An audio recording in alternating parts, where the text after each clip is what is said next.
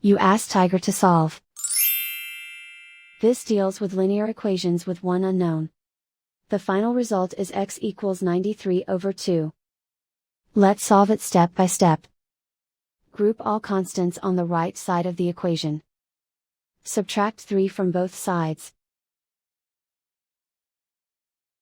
Simplify the arithmetic.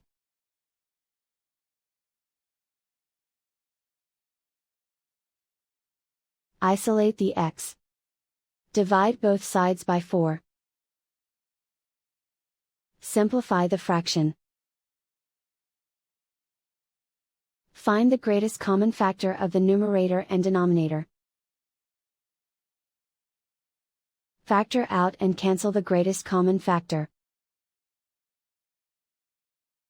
And so the final result is x equals 93/2.